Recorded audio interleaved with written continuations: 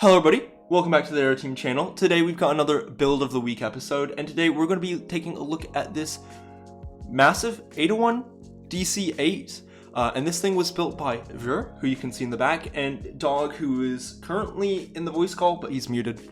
And then we're going to be joined by a few server members. We've got Dry, Bean, and Crazy. And of course, if you would like to feature in one of these videos, you don't even have to build it on the server. We'll allow you to port your builds over into the server, and we'll take a look around your builds. There's a form in the description and the top comment on every video. Anyway, with that out of the way, we're going to check out this massive Delta DC-8.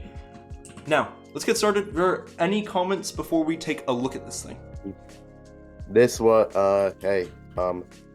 This plane was for the July competition, and it did not win, unfortunately. But it was super fun to make, and Dogg helped out a lot, and I appreciate that. Yeah, it looks really good. So, per usual, we'll start off at the nose of the aircraft. And the DC-8 has one of those noses that everyone knows because they used it on lots of aircraft, or parts of it. So it's on the 7-1, it's on the DC... Am I being dumb? It's on the MD-11. No, sorry, not MD-11. MD-80. Sorry. DC-9 and all those other aircraft. And I think parts of it are even from some of the original props, but aviation history is fuzzy sometimes. Anyway, It's in a Delta livery. Did Delta run multiple liveries on the DC-8, or was this the only Delta livery that was featured on the DC-8? For the 71, this was the only livery, but for like the older ones, yeah, there were other ones. Okay, and for those that don't know, the 71 is and the 61 are the longest versions of the DC-8. I was going on a whole spiel earlier about how I don't like aviation naming schemes, but this is the 71, so it's the longest plane. But anyway, we can come up to the nose of the aircraft. You've got a massive Delta logo right here, and then a long stripe that runs along the fuselage, as well as massive Delta text right there. There's the cockpit right here, and then there is also the radar dome with the nose. And then underneath the aircraft, they've got a gray belly that runs along, and then there's various different ports on the side. Now, you built this thing, you might not remember, it was a while ago, but do you have a vague idea of what these, I'm assuming they're exhausts on the side of the nose? Do you know what they're for? They looked like exhaust to me, but that's kind of just what it looked like, but I really don't remember. Because the DC-8, if I remember correctly, is super famous for having the air inlets on the nose. And I'm pretty sure they were for instruments, and everyone can see them here in the camera. Pretty sure they were for instruments, but I might be wrong on that one. But you don't really see that anymore with aircraft. And then coming along down here, you've got the nose gear. Nose gear looks super nice. And it's actually interesting. Did you have the measurements for how wide the nose gear was supposed to be? Because you made it 5 blocks across in the front versus... A lot of people will do it like a 2 wide block. So, were you able to see that? I think we used like a program that Gal made, and it helped like pixel count a lot of the finer details. So I think it was like 1 block wide. Okay, that's interesting. Do we really have programs now for everyone to pixel count? I used to go into Photoshop. Called Purper. Really? It's called Purper, made by GalJB, who's a member of the server, and it's amazing. I've not heard about this yet. This is because I've been not active. I need to check this out. That sounds really good. Anyway, here's the Sadly, gear well. it's Windows only. Oh, poor thing. Yeah. Here's the gear well. Now, were you able to get a lot of reference for the gear well? Because obviously DC-8's an older aircraft, and finding reference pictures for old aircraft is like impossible half the time. I believe Dogg did this. Okay. And I remember we could not find like any references, especially for like the nose gear. Yeah, you almost have to guess on this sort of stuff. There were a lot of fictional things in this aircraft, especially like the main gear well is also like mostly fictional, I think. Okay. Well, speaking of that, we can head on down towards it. You've got your cargo holds on the right-hand side, and then the DC-8, what are all, I mean, I know we have the cargo hold right here, but I see a few stripes in andesite along the fuselage. Yeah. Do you know what those are for? I think they were kind of just like useless details. It was like part of the frame, I think. Okay, that makes sense. And then continuing on, you've got another door right here, and then the underbelly. And then we were talking about this in our Convair episode, so last build of the week, but older aircraft, for whatever reason, the wing fairing, not the actual wing box, but the wing fairing designs were much sleeker and slimmer to the wing and the fuselage, and it's really noticeable versus today. Your wide bodies and everything have these massive fairings, so you can see that how they represented it here on this DC-8. And then coming along, we've got these really well done engines. And do you know what specific engines they had on this DC-8? They are CFMs, I think. Okay. Because the DC-8 was obviously in competition with the 7-1, or sorry, with the 707 back in the day. And they originally all had low bypass turbofans, or no, they wouldn't have been turbofans. Turbojet. Yeah, turbojets. But the DC-8, through its evolution, got optioned with larger engines, and these had slight bypasses by the end of the production runs of DC-8s. So anyway, we can look at the engines, and you guys did the whole interior for the engine. How did you manage to do that? I kind of just looked up, well, what they kind of looked like on more modern aircraft, but that is kind of the reference I used. Yeah, because it looks really good in here. It's always hard doing engines sometimes because you can't actually figure out what they look like on the inside. And especially larger scale, you have so much space to play with. But it looks like you guys did a good job. So we can continue around. And then obviously you have the wing. And you guys did a lot of detailing with various different textures and blocks on the wing. So you have your slats and your flaps on the back and ailerons and everything. Can you talk about how you guys went about doing the details? Because obviously you've got like 6 or 7 different colors of gray picked here. Like, how did you go about deciding for all of that? More or less, I built like the wing part, and then Dogg kind of we usually like set up pallets for specific parts of the wing. So Dogg like kind of figured out like what went to and he also had found a bunch of aerial pictures. Yeah, it looks sweet. And then I noticed right here along the leading edge of the wing, there's this like cobble and andesite marking, and I've not seen this on like aircraft before. I was assuming it was something for the pylons, but they're not aligned. Do you know what these are for, or is this just another detail that you guys saw and added? I think Dogg would know what it is since he detailed it. I do actually have my chat turned off, so that might be he might be typing right now. He's typing, but okay. Hasn't said anything yet. There's a good picture of it in the air. Okay. Yeah. And then you have detail.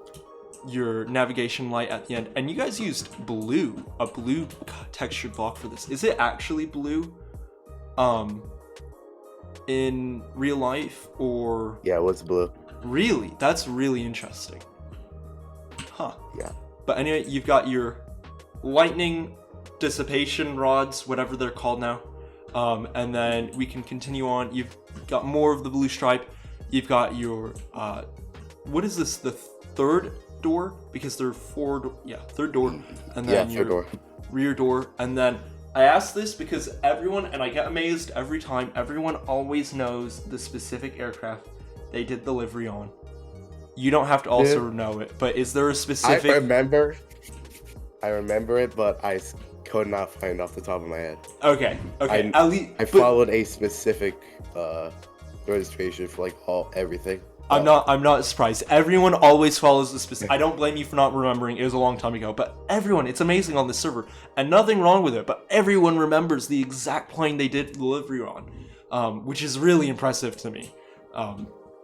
But anyway, you've got your registration down there. American flag. It looks really cool doing the indents with the blocks in order to actually get the flag texture. And then you have the giant delta widget when it used to be at an angle along the tail. And then you have your horizontal stabilizers right here, and then some lights at the tail of the aircraft. And then where is the DC-8's APU? Because it's not in the typical place that you would have seen it. I swear I remembered where it was, but I think Dogg also did this detail. Okay. And then I think... Hey, it was the nose stuff. Yeah. And then... It might have been the nose intakes that... Is it really... It might not have one. Some, like, I think the Either that or it 777s did have just one. required ground power units. Really? Might just not had one, Yeah. but I don't remember. I just looked it up. There's no APU on the DC-8. Yeah. Is there that's really interesting. Even on the 71s, because the 71s would have been more recent, or however you want to say it. Yeah. It says here that some DC-8s later had added APUs, like for private operators. That's really interesting. Huh. Continuing on though, is this an anti-tail skid device? What is this right here? Or is it just a fairing? Yeah. It is an AT skid, I think. Yeah. That's really interesting. And obviously they would have had to done it because they stretch the aircraft and then you run into tail skids because pilots want to just pull back too quick. Anyway, that was it for the exterior. The last thing is obviously the main gears. The main gears are like huge in this scale, and then the actual gear like assembly itself is really impressive, and then the gear bay in here, which looks really nice. And then with that one, we can head on to the interior, and we can start over at the cockpit. Oh. So over here in the cockpit, now who did the cockpit? Was it you or was it Dogg? Me. Okay. It was all me. This took like... Froggy. I don't want to... I think I took at least like a whole day to do this Really? alone. That's insanity. So Frog got really excited when we were looking at the interior and his cockpit. So if you wanna, spent a while on this, and I'm pretty sure you do flight sim a bit. No? No. No. Okay, someone else does. But do you want to walk us through this cockpit really quickly? Yeah, for the most part, it is. I think it followed the same technology as the 61, so a lot of it was using the 61 references that I could find. But we have the yoke and the throttle quadrant, and there was a lot of stuff that I just couldn't tell what it was. But we do have the engineer panel here. Everyone loves a good old engineer panel. They are always so complicated, and you can never find references for them because it turns out no one cared about the engineers, flight engineers back in the day. But yeah, this looks really impressive. You've got a jump seat right here. You've got a snowball fight right there. And then you've got all the different gauges and dials around the cockpit, and then also your pedals down there and your throttle quadrant in the middle. And you would have used to have 4 different throttles because obviously DC-8's a 4-engine aircraft. Yep. Anyway, coming around here, you've got, I assume these are jump seats for the flight attendants. Yep. And then you also have, is there a lav up here? Oh, I think there here? is. Oh, here it is. Or is this? Yep. Yeah, this is a lav right here. This is it. And then you've got your galley. Now, back in the day, aircraft used to have the really long galleys. And then you've also got a historically accurate fruit bowl right here. Yep. And we got a head bowl back here. Head bowl back here. And are these different people? Yep, it is. Nice. And then continuing on, you have another door. So there is no, that's not a boarding door, actually. I'm wrong. You've got another door right here. We were talking about this again in the Convair video, but aircraft, for whatever reason, their R1 and L1 doors are not aligned and oftentimes not the same size and shape. but here you have your R1 door and then more of the galley coming around. And then you have first class. So were you able to do this interior actually based off of a Delta DC-8? Or was this more of a, you had to guess on this one? A lot of it was guessing. I believe it. There's like never any reference for this sort of stuff. But anyway. We did have references for like the main cabin though. Okay. But anyway, we've got the business class section, or back in the day, they would have still called this sort of thing first class, and it looks really good. And these are the new, well, I say new, like they're a few years old now, but copper blocks. And then continuing on, you've got your economy class seating, and this runs for the entire rest of the length of the plane. It goes all the way here. You've got another galley right here, and then continuing on, you've got more seating all the way back until you get to the rear galley. And it was like this on the Convair, where you had a like split galley area, or sorry, there's area. 4 labs. There's 4 labs Yeah, back here. I was gonna point that out. Like, how many people? Do you remember what the capacity is for the for DC-8? Like, it's in the hundreds, right? Do you really need this many galleys? Yeah. And they obviously back in the day never cared about load factor, so these aircraft would not have been flying full either. But anyway, you've got your rear jump seat, or actually multiple jump seats in the back, and then more exit doors. And I think that's basically it for the tour. So if you'd like to finish off with anything, let us know. Otherwise, we can finish up. We also have the storage compartments. Oh, yeah. We did not look at that. We should look at that. You probably did a bunch of detail on that. Yeah. Dogg did, yeah. Oh, wow. Yeah, this is really detailed. This is impressive. Yeah, this looks really good. So, anyway, this is the cargo compartment, which normally we get to second in every video, but we skip this on accident. Yep. But yeah, cargo, that's it. Anything else that we should take a look at? Let me see. I think that's it. I think that is it, though. All right. Well, if no one else has anything left to say, I think that would be basically it. Oh, we're in a house now with Oliver.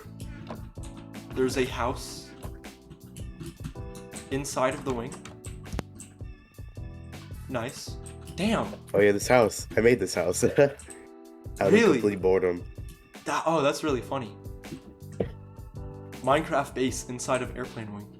Nice. Oh, one thing, if you wanna, we have to go back to the competition world for that. Oh, I just think Gao's A321. There's a few Easter eggs in there. We're gonna. I think we're gonna make a video on that one, so we'll look at that one then. Yeah. But anyway, then, I think that's it. So, with all that being said, I'd like to thank everyone for watching, and I'd like to thank everyone for joining, and thank you to Vura and Dogg for producing this amazing looking aircraft. And if you would like to feature, say you're from another server, we don't mind. You can port it over to the server, get in contact with me, or with Oliver, or with any of the other Aeroteam members, and we'll help you out there. With that being said, my name is Mind. Thank you for watching. Take care. Bye-bye.